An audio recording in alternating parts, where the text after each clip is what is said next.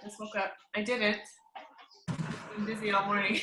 So we're raw and real, which one of the things about that fascinates me about that whole thing is that there is absolutely no way that I would have gotten in front of a camera or in front of any people at all without a shower, having my hair done, my makeup done. You can see how far I've come by being able to go through these little steps that we're learning.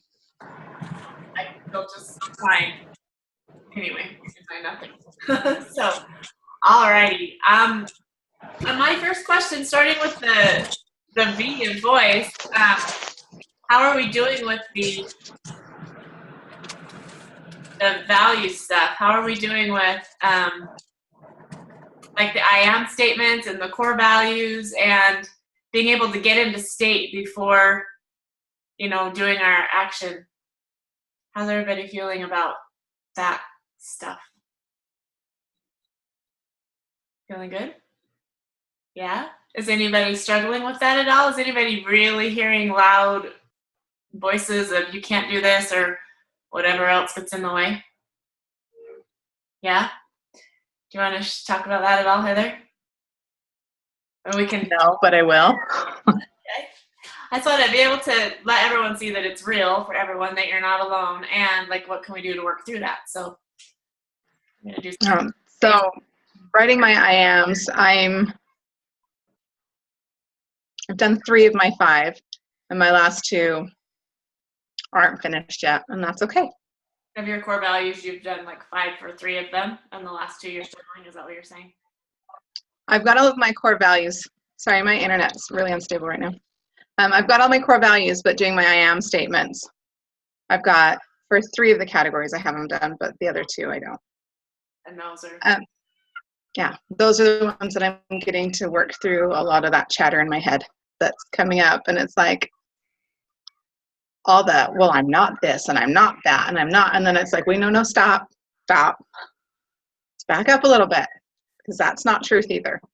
And just getting to remind myself that I get to just decide what is truth for me and get rid of the negative stuff, and it's a process. So just because I know we're similar, like temperament-wise, and having to process through everything and find the meaning in it's just who we are, which is great. And with my coaching that I've done with David Wood, in doing this exact same thing and having those exact same things, he's like, so what does the negative voice say? And he had me write those down. I actually had to write them down, all of the negative things I was saying to myself. And so he said, pay attention, because there's a lot you say about yourself that I don't think you notice. And so I had to really pay attention just in my speech and in my thoughts, and I had to write them down. I wish I had them. I put them away in my room. My journal's full. But I wish I had it to show you. Like, and then he had me write the opposite. And I wrote the barely opposite. Like, so if it was like, I'm ugly, I'm just being real here. The other thing, the opposite was, well, I'm not as ugly as I thought I was, right? So I was just barely over the line, and then it was like, no, get radical about it. So then I had to get in, I'm beautiful, I'm gorgeous, I'm sexy, all this kind of stuff. And it was like painful to write it. And he's like, don't worry about how it feels, just write it. And it took me a while to even be able to write, I'm beautiful, right? I've told this story before, but it's just doing it and don't worry about processing this part of it. Like, just do it. So write the negative stuff and then write the opposite. And I had to stick with I'm not as ugly as I thought I was for a while. And just every day when I would read through them, I would go to write I am. I went to what was next. I think it was I'm okay looking. And then it was like I'm you know what I mean? It just was a gradual step, but I changed it every day. And then I posted, I don't know if you guys saw my post on Facebook this morning, but having that list of songs to listen to every morning, and most of it is music that I don't normally listen to. And so at first I was like, ugh, but then I got to where I liked it. And then the one particular song by Meghan Trainor got stuck in my head. I love me, right? I don't know if you saw it, but you should see it, because it would get stuck in my head. And as soon as those negative voices would pop into my head, it was like automatic trigger, and that song would pop in my head. It wasn't like I didn't do it consciously, but because I listened to it every single morning, it started popping in my head. And then I had a dance that I was learning to it in my little dance thing, and then I would notice myself moving to it, and I'm like, whoa. And so then I started letting myself lean into that. And so it's a gradual thing, but don't, on this particular exercise, there are sometimes that we do, especially some of us, need to process. We need to figure out. We need to change the story. And other times, don't even worry about the story. Just write the negative, write the opposite, and read it out loud to yourself and play the music. Whatever it is, that's for me, that's what I posted. That's my help. When I'm in the negative chatter, I pop on Meghan Trainor. I used to think it was the most annoying song in the world. And now it's one of my favorites. So anyway, does that help at all? Just like stop trying to figure these last two out and just write the dang statements. Write the opposite of the negative.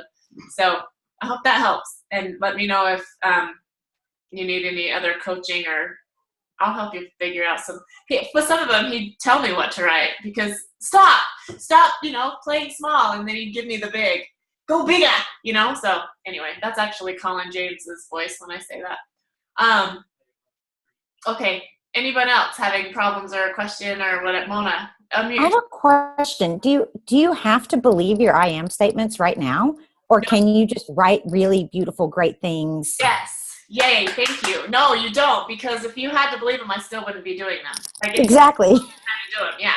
And that's the cool thing about it is I could just say the more repetition, the more we start to believe it. And that's it. But there's science behind it too. Like, we have every little thing we do, every little thought we have, every little action we make, every little anything fires a separate neuron. So if I'm writing them down, that's firing a neuron. If I'm reading them out loud, I'm firing another neuron. By being able to sing the words to a song while I'm reading my affirmations, that's another neuron. Dancing, that's another one. And if we can get them all firing at the same time, that's increasing those neural pathways in our brain to create a belief. And the more we let our brains go there, instead of down the normal path of the disbelief, those ones will become less rigid. They'll be smoothed over while these new ones are being formed. And so it's an actual science. We're actually burning this belief into our brain. It's like a true thing. So that, to me, helped me to believe, and okay, fine, I'm just going to do it even though I don't believe it at all. Right? So does that help? Yeah, you don't have to believe it. But you have to make yourself do it.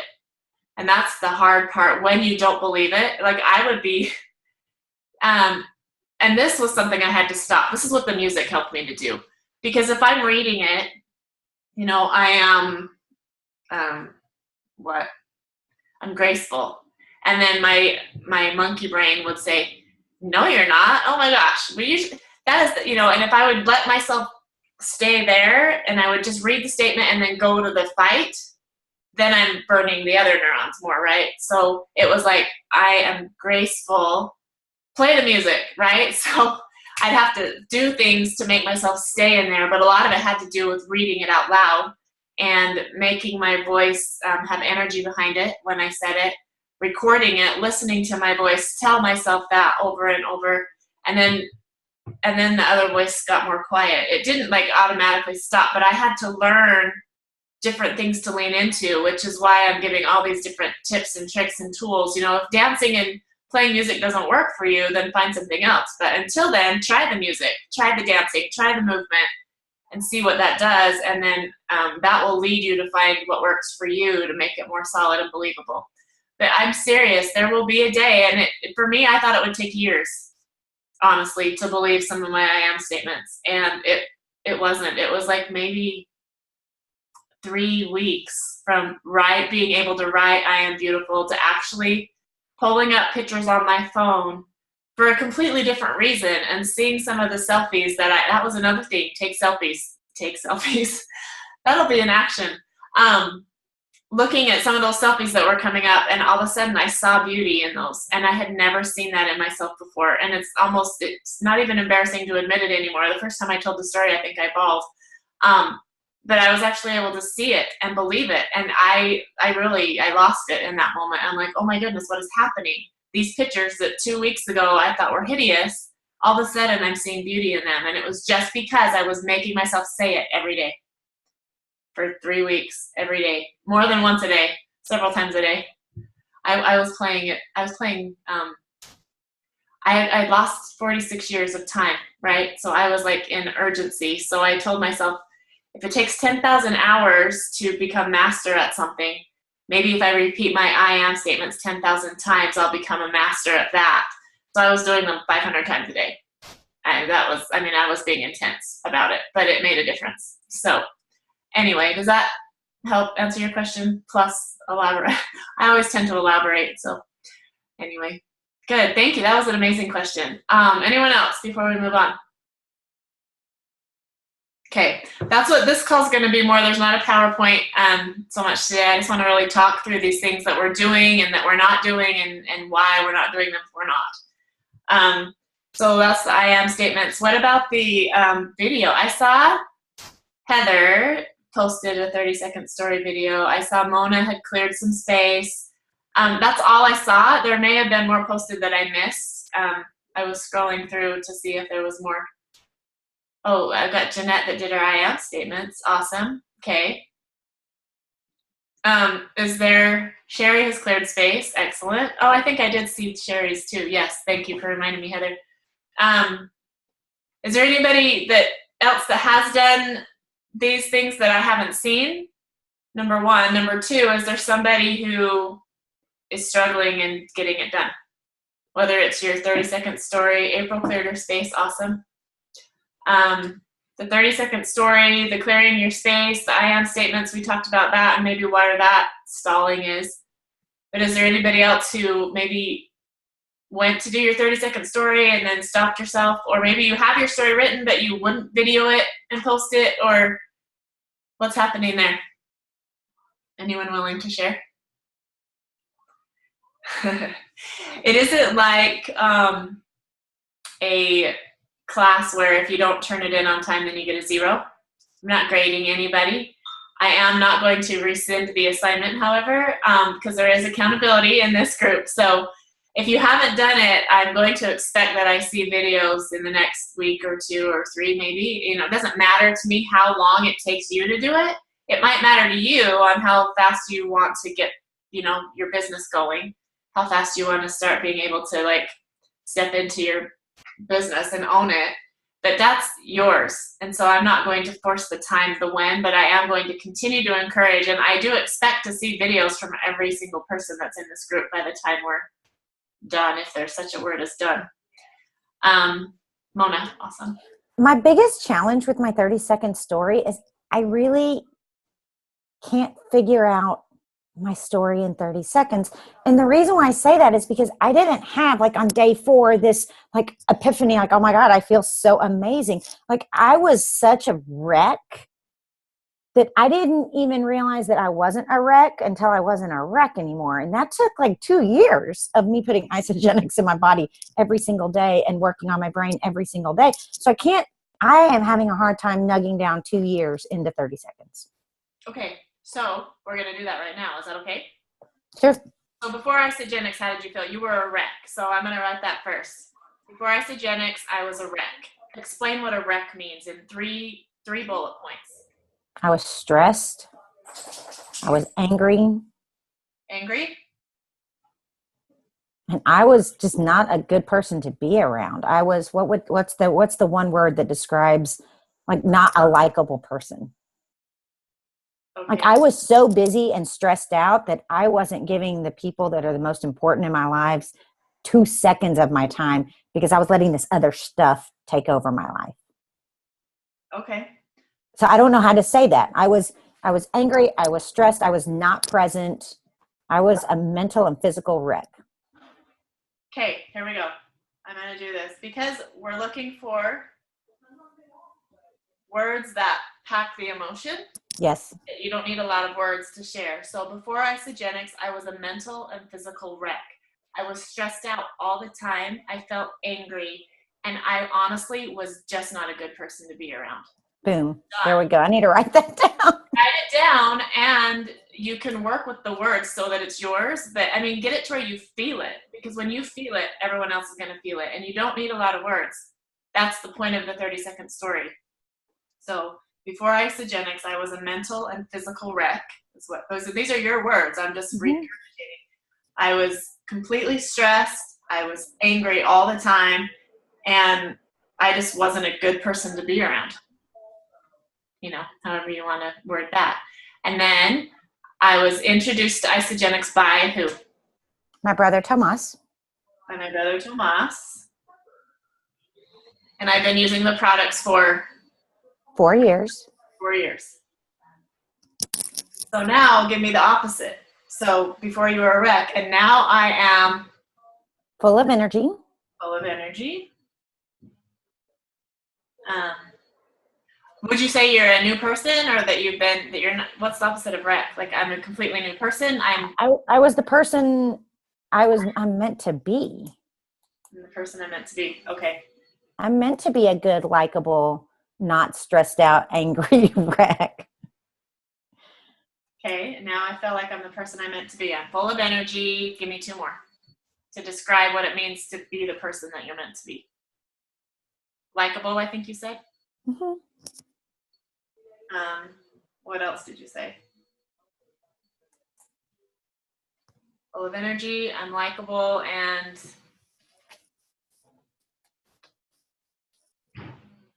I'll go back and look at my I am statements.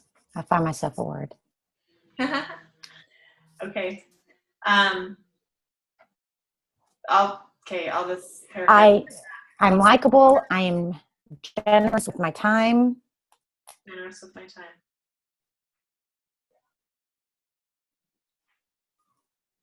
Did you say? And I have optimal energy. I have more energy than most people I know. Nice. Okay. So I was introduced to Isagenix by my brother Tomas, and I've been using the products for 4 years now. And I can honestly say now that I am the person that I was meant to be. I am full of energy. I have more energy than most people I know. I'm likable. I'm generous with my time. And what would you say? I love my life. I'm fun to be around. And I love my life. And I love my life. Okay. There you go. And then the last statement is just your mission, or it's and I'm never going to stop, or I feel compelled to share this with other people, whatever it is, just that last closing statement. It's my passion to share this with everyone, whatever it is.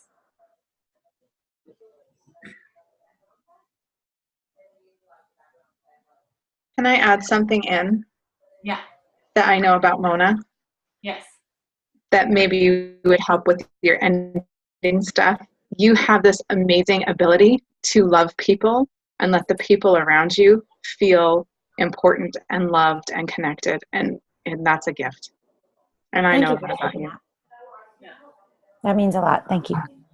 That is awesome. And so, by you being able to tap into how you felt, remembering how you felt, tapping into that, sharing that, just a few words, and now going and sharing how you feel now, and letting your the way you feel about it come out, that connection will happen.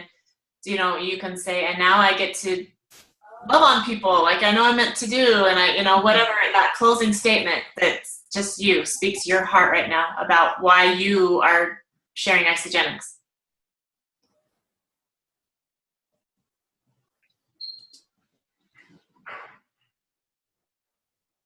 Thank you. Awesome.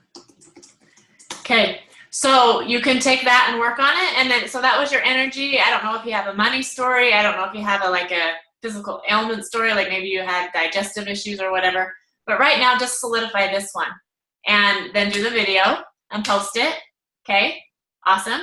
Is there anyone else that wants to do the same thing, that wants to work through their story? Do you see how I think we overthink things a lot? Yeah. David Wood is real. I've been to enough UIAs that I kind of he's the master at it, but I've tapped into how he does it. He'll listen to all the words and he'll just pull out the ones that trigger, and then there's your story. So if you get really good at it, the more you practice it, you're able to plug it in. You could even tell Heather's story, with that formula, or Jill Birth's story. If maybe you don't have a weight loss story, but someone needs to lose weight, find someone like Jill Birth. My friend Jill Birth, before Isagenix, was, she had 27 before pictures without any after pictures. She felt trapped in her body. She was embarrassed to be with her kids, and she really felt like her life was hopeless. She was introduced to Isagenix by I don't know who. She's been using the products for 10 years now, and seriously, Jill Birth is a spokesmodel. She's the poster child for for Isagenix. She feels amazing, she looks amazing, and she plays with her kids harder than any mom I've ever seen. That kind of a thing. So I can just take that formula and I can plug Jill Birth's story into it, and I can connect to somebody who's having issues of, weight loss, feeling like they can't play with their kids type of thing. Do you see how that works? So it's an awesome formula if you allow yourself to lean into it. So I don't see anyone else raising their hand, but I actually only can see Heather's and Mona's faces. So if there's somebody that wants to, work through your story, go ahead and unmute yourself and speak. Otherwise, you can use Mona's example on how we did that to do your own, and then write and practice and record yourself doing your story and post it. I'm going to take it a step further, and everybody can do it all this week, or the ones like Heather has already done her video, you can take it on, and now you're going to practice that story by calling 3 people and sharing it with them. It can be actual people that you're prospecting, or it can be your mom. Hey, Mom, I'm practicing this right now. Can I practice on you? I'm wanting to get this down. Or a friend, or your kids, or somebody. Just practice it with 3 people today. Like, today. That's my do it today. But if not, do it on the day that you finish your story. Why not today? I don't know.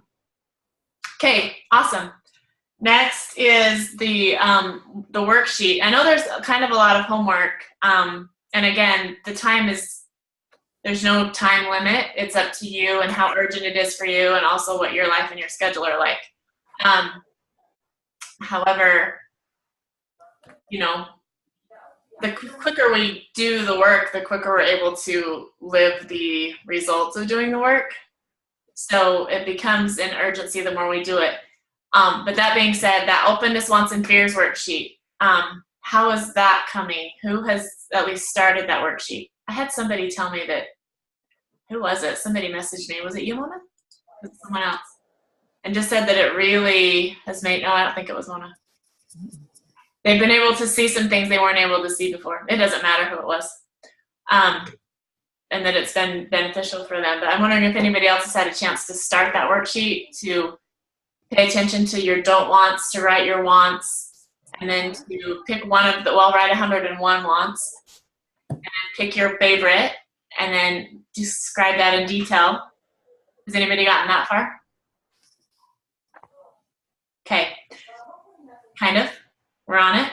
And I understand it takes time, especially when we're not used to letting ourselves want things. We live in this, what's the word, culture. And I don't think it's 100% the culture, but sometimes it's the loudest voice of the culture. That is like, it's selfish to want things. Just stick with what you need and be grateful for what you have. And yes, be grateful for what you have. I'm all about that. And it's not only okay to want things, it's actually who we are. We are meant to progress. And we can't progress if we don't have something to progress toward, and we're not going to progress toward anything if we don't want to, right? Bob Proctor said, it's not about our needs. Our needs don't motivate us. Our needs are just, we need them to survive. Our wants, it's our wants that motivate us. And so he says, write 101 things that you want and think big. And I used to think, why 101? That's just so weird. Why can't I just write 5 things? Like 101 was really hard. And so then David Wood gave me the exact same assignment. He said 100. And I said, 100's hard. He's like, hey, good, do 500. And I'm like, are you kidding me? So then I started doing 500, and he's like, how's that coming? And I'm like, I have 150, and it's really hard. But I thought it was hard to get to 100, but wow, I'm at 150. But 500 is hard. He's like, awesome, do 1,000. I'm like, okay, point taken.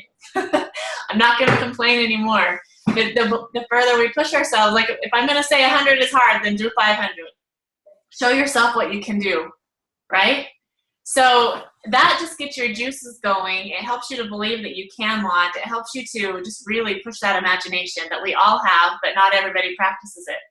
Then you're going to pick one of those things that you want the most right now, and you're going to describe it in detail.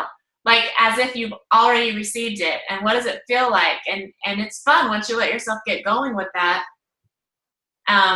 And so once you get that far, the next step, I really want you just to focus on that. But the next step will take you into, so if you know what it is that you want, you know what it feels like to have it in that much detail, then why don't you have it? And it's like, well, I would love to have it, but, and, well, I can't have it because, and we start to notice what our excuses are. And I've come to realize that excuses are just, that's another word for fear. So I used to think I wasn't afraid of anything, but then I started realizing I had a lot of yeah buts in my life, and I have those translated into a lot of fears. And it was once I started to notice what my fears were that I was able to pick the things that I was going to act on, to get into action, to move out of those fears and to expand my world, to expand my comfort zone, and to really increase my happiness. So that's the purpose of that worksheet. It might seem cumbersome, but every step is intentional. So allow yourselves to do that. Get into your will. And if you don't get 101, continue to work on that, but still just choose one that you have and what you have written and start to describe that. Because I think that will help you to, oh yeah, I want that too. And you'll be able to add to your list, right? If you do have 101 and that was easy, try for 500, right? Why not? Why not? Okay, that's the next question. So as far as intention to act, that's adding, I'm going to repeat the homework, but I'm going to add to that to share your story with 3 people. And I would love to hear your experiences about that, whether you type it up, whether you video yourself telling about what it was like. What was your experience of sharing your story, practicing your story with 3 people? Okay? Because the more we practice it, the more it becomes natural, the easier it is to go and plug someone else's story in, the more we're able to put our emotions into it because we don't have to think about what we're going to say, we already know, right? So the more we practice, I want to hear about that. So that's the extra thing I'm going to add. I'm reading, let's see. Jeanette, you're learning technology skills as far as being able to record the video, or what are you, is that what you're talking about? Yeah? Okay, if you can't do, that's the least important part of it. The only part I would love you to be able to record it and post it is that's a vulnerability thing, and it's pushing, stretching your limits. So if you get to the point where you have your story and you can't figure out how to video it, message me on Facebook. You know how to do that, right? You can message me on Facebook. I'll walk you through it. Or somebody in this group will, you know, okay, how do I video my story now? Okay, it's video. Now how do I upload it to Facebook? Okay, Heather did it live because she didn't have enough storage on her phone. And if you want to do it that way, we can show you how to do a live video. It saves a step or 2. It's really awesome. It's really awesome to do a live video because it's like, I made a mistake and it's okay. It's awesome. I'm going to go and try again. So yeah, get your story written, Jeanette, and then we'll go from there, okay? That's what we're here for. We're a group to help each other. Okay, no one's alone. Awesome. Thank you for admitting that. That's fantastic. Heather, today I want to go to England and have the best fish and chips in the country and play with my friend there and see the beautiful countryside. Me too. I saw David Wood's post this morning because he's in England, and I'm like, okay, I need to be in England. Hang on one second. This is my son calling. I think he probably forgot lunch money. I don't know. Hold on. Hello? Huh? I just realized that when I saw you call. I'll bring it by. I'm doing a call right now. How much money? I don't know, 5. How much do you need?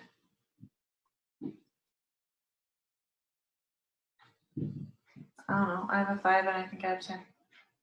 No, I'll just go for today. Okay. I don't know. I'm on a call right now. Like they're listening to me talk to you. Okay. Bye. All right. Yep. He forgot lunch money this morning.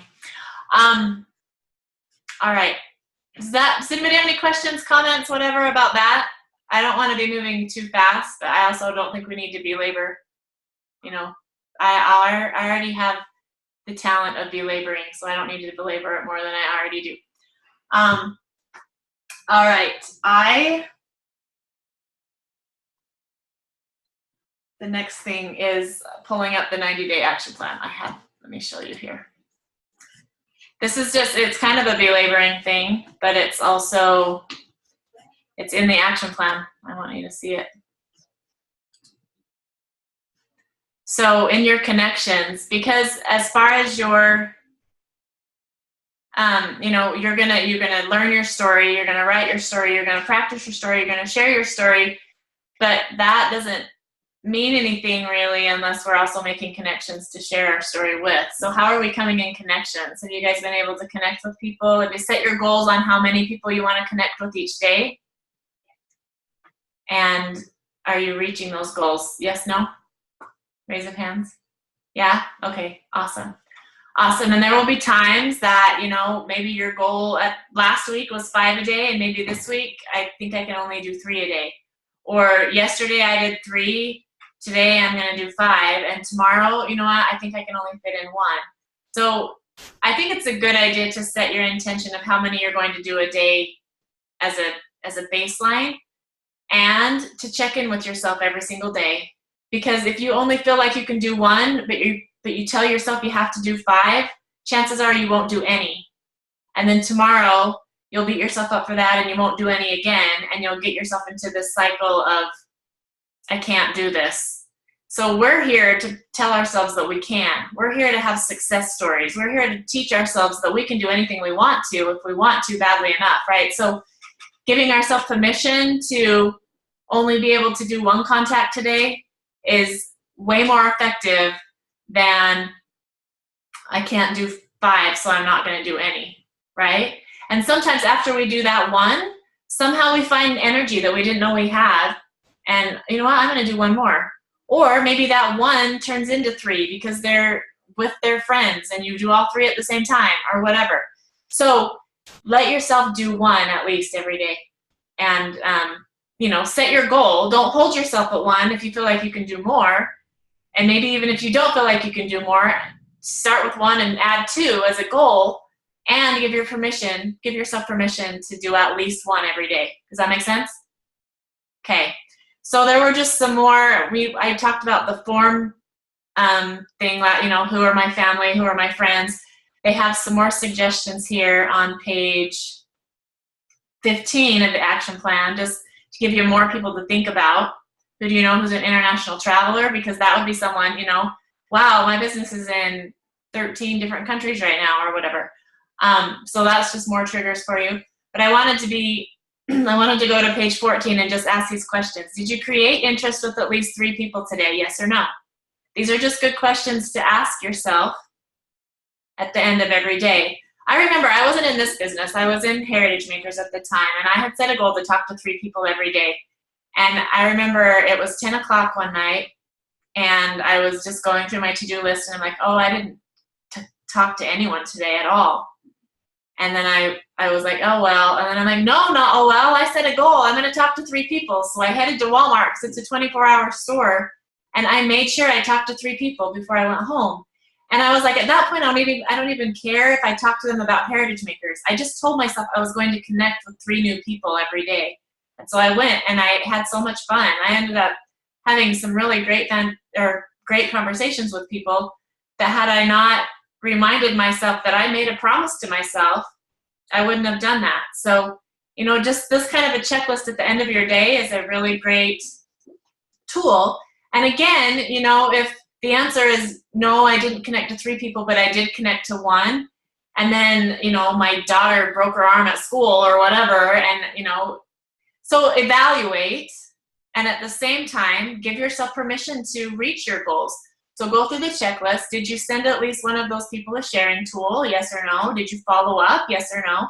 Did you invite them to experience the culture by sharing them a video, or, letting them feel what Isagenics is? Did you get them started, or did you ask them to get started? Did they say yes?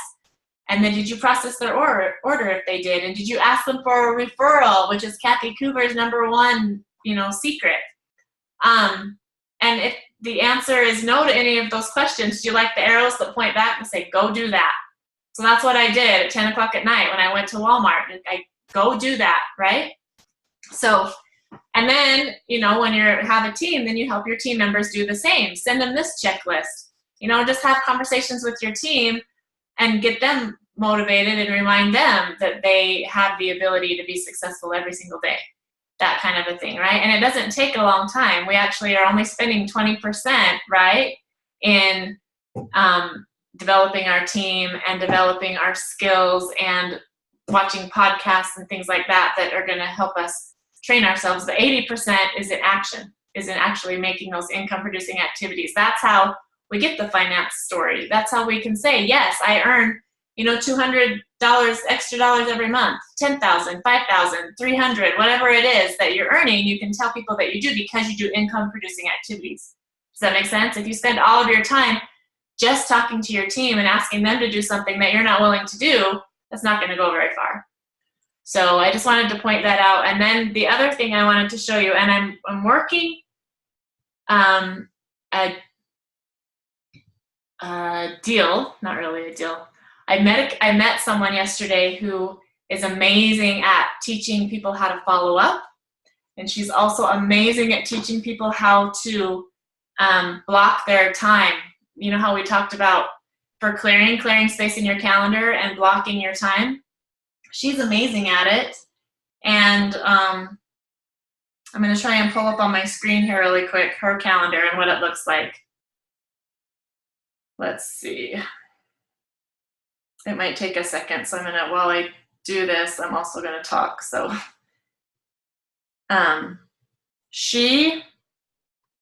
one of the first things that she said, which I loved, was, it's hard. Like, you can sit down with your calendar and you can block out time, but it's actually allowing yourself to follow what you've let your calendar tell you you're going to do. It takes discipline.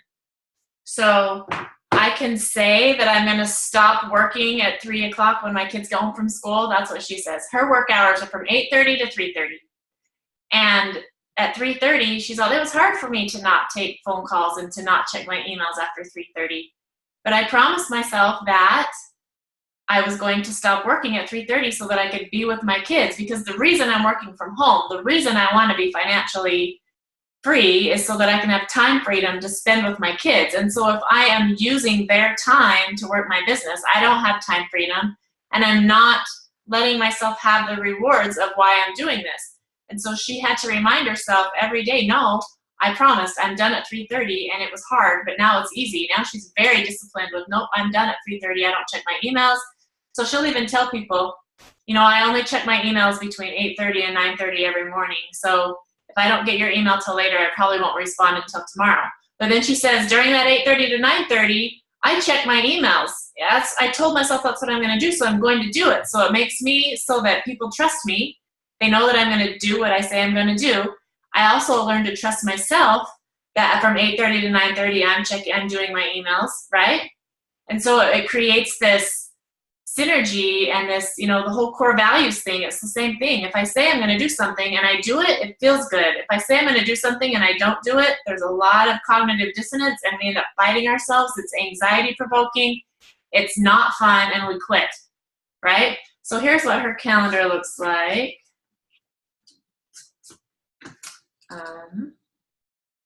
The thing I loved about it is that she schedules the time within her work time as well. And I don't think I'm sharing my screen, so hang on.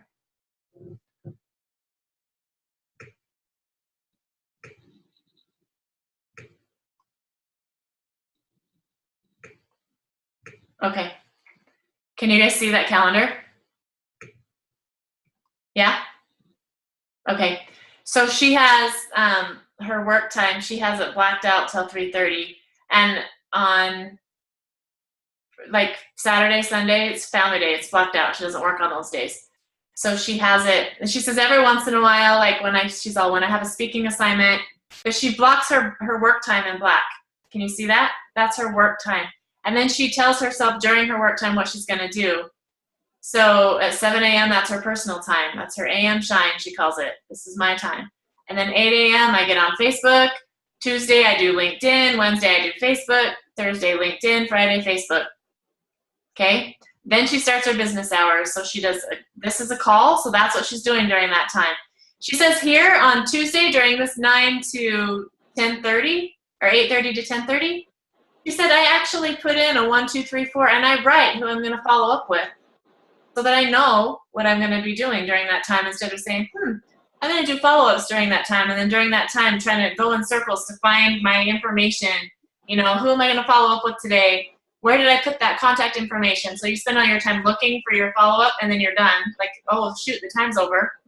She actually has a system, and this is what I want her to come on and actually teach us, whether it's a Zoom call that I post or whatever. She was really great. But she says when she does she takes her calendar. She has a sheet like this for every week.